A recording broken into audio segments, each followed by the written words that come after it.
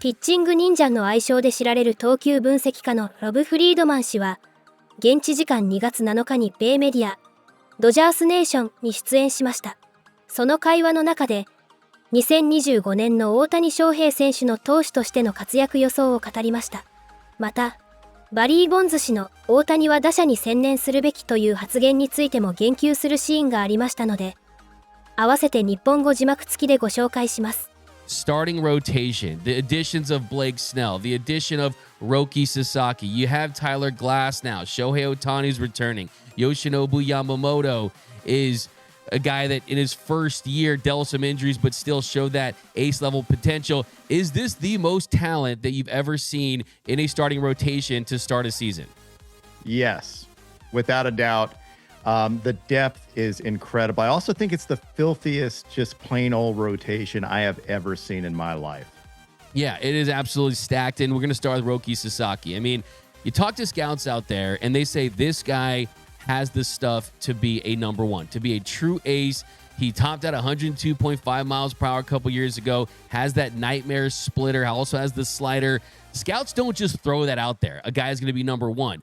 Are you as high as everyone else on Roki Sasaki, though, Rob? Well, a couple of years ago, we did a poll about who would be a better starting pitcher between Roki Sasaki or Paul Skeens. That was like, two prospects.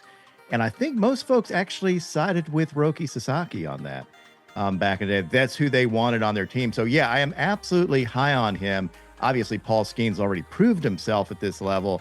But I will tell you, the velo makes the headlines, but his splitter is going to be one of the filthiest pitches in baseball. May have the highest whiff rate when all is said and done in baseball this year. Yeah, look at that splitter. I mean, he throws it between 88 and 90 miles per hour. He's got this spin, that the low spin on it. The whiff rate's going to be off the charts. But what is it about that splitter that you think makes it a pitch that's going to just be so special and it's going to be so devastating to big league hitters?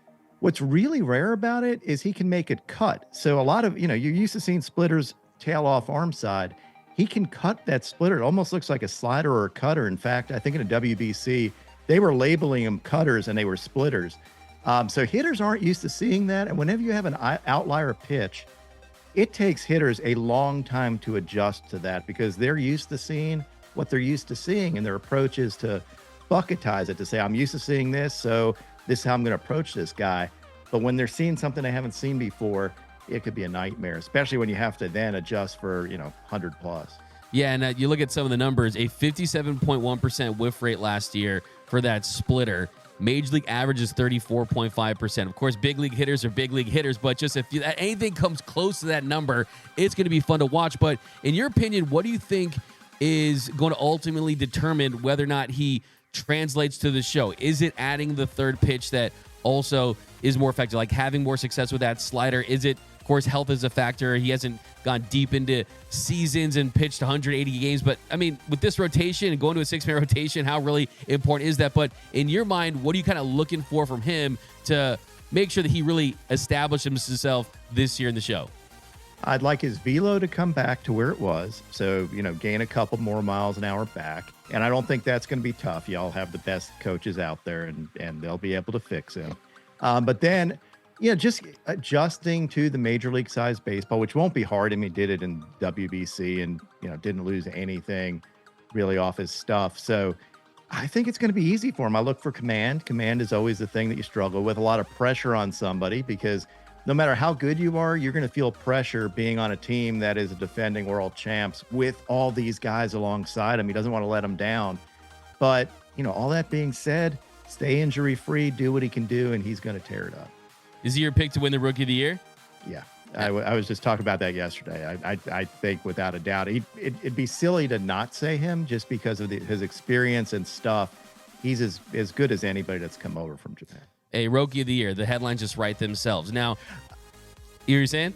I was going to say I came up with a nickname for him because I know he goes by Monster the Reiwa era, which is back, in Japan, but he didn't like it. So I'm going with Roketo, which is rocket in Japan. Can't use rocket because Roger Clemens has that, but Roketo is a cool name and homage to Roger Clemens, but also play on Roki. So that's what I'm going with. Now, as far as Shohei Ohtani, I mean, Dodger games are pretty much events at this point. When he takes the mound for the first time at Dodger Stadium in the regular season, it's going to feel like a postseason game. It's going to feel like a World Series game. But what do you think are fair expectations for him coming back after that second major arm surgery? We know how good he is when he's healthy, when he's right, but what do you think are fair expectations? What are you expecting from Shohei on the mound in 2025? I mean, I would hope he doesn't lose anything. I mean, he's not coming back to just get by. He's coming back to dominate and hold himself to his level. And I don't think people remember as much of like, that dude can win a Cy Young Award anytime he's on the bump for a full year. His stuff is among the filthiest in baseball. Another guy with a ton of Ks, sweeper, splitter, throwing 100, competitor. Like if you look at him with runners in scoring position, he doesn't let guys score. You can see it in his face. Whenever he pitches, it's an event on social media, and it will be an event in Dodger Stadium or wherever he pitches, just because you can't take your eyes off that dude when he's on the field. Did you break down Decoy's pitch for Pitching Ninja? I did.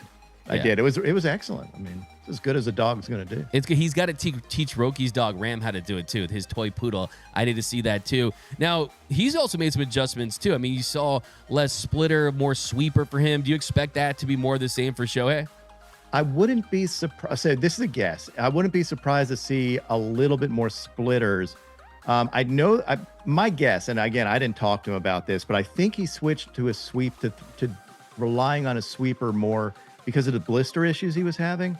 And a splitter can cause blister issues if you're, the grip, because of the unique grip. So my guess is he's going to go back to a little bit more splitter centric, and then he'll probably develop some, who knows, a knuckleball or something, just because he feels like it. He can do anything he wants. Yeah, and then Barry Bonds said recently that his advice for Shohei was to just stay at DH and not pitch again. I'm like, hey, that's what makes him the unicorn. And yes, we know the history of guys after a second major arm surgery. There's a lot of failures as far as not getting back to where they were. Also, the Nathan Eovaldi types guys have had success. My mind is just like, this is Shohei Ohtani. Never bet against that guy. Would you agree? Absolutely. And anybody, again, people that looked at last year and like, oh, just stay as a hitter, like, you're forgetting this guy is arguably the best pitcher in baseball when he's on. John Smoltz said that. John Smoltz said if he concentrated on pitching, he would be Jacob deGrom. So you're talking about a guy that has incredible potential on the mound. Not only potential, he just is. Like, he is that good.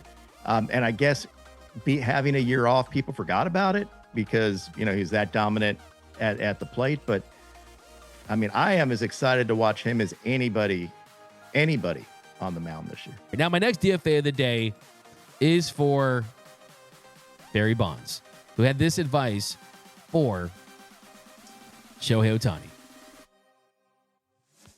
And then he's going to pitch again this year.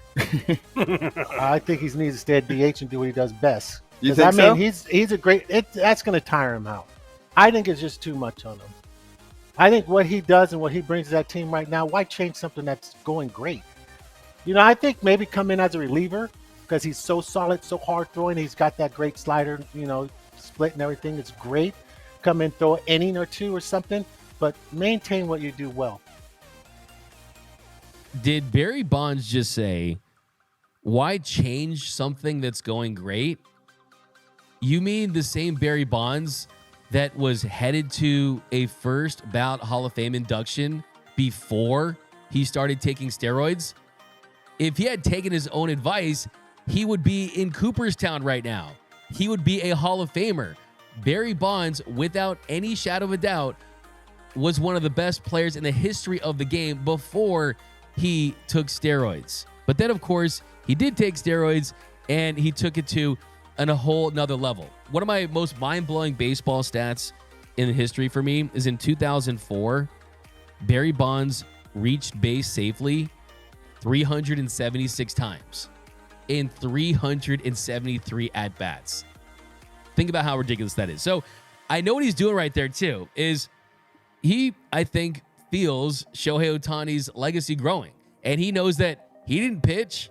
He knows that right now he's the most feared left-handed batter to ever play the game. He doesn't want to see Shohei Ohtani further separate himself from Barry Bonds as one of the best players in baseball because he does something that he wasn't able to do, and that is pitch, and that is hit. So, no, you have to let Shohei Ohtani go out there and pitch. I'm here to tell you this. Shohei Ohtani pitching in the regular season this year is going to be as exciting as the Rangers Diamondbacks World Series. It probably is going to fetch higher prices than that. It is going to be a box office event every single time Shohei Ohtani toes the slab in Dodger blue. So I don't want to hear that from Barry Bonds, man. He's getting my DFA of the day. 昨季は右肘手術のリハビリの影響で登板がなかった大谷翔平ですが、今季も開幕から二刀流選手として登録されることが分かりました。MLB 公式サイト MLB.com の解説ページでは、二刀流登録の資格を満たすための対象期間として、前年または現在行われているシーズンと記されていましたが、すでにルールが変更されており、前年が過去2年間に変更されています。大谷選手はエンゼルス在籍時の2023年に規定のイニング数をクリアしており、今季も二刀流登録の資格を満たしています。このルール変更により、大谷選手は開幕から二刀流選手としてプレーすることが可能となりました。ドジャースにとっても、投手と打者の両方で活躍する大谷選手の存在は大きな戦力となるでしょう。ご視聴ありがとうございました。これからも大谷選手のさらなる活躍から目が離せません。チャンネル登録と高評価をよろしくお願いします。皆様からのコメントもお待ちしております。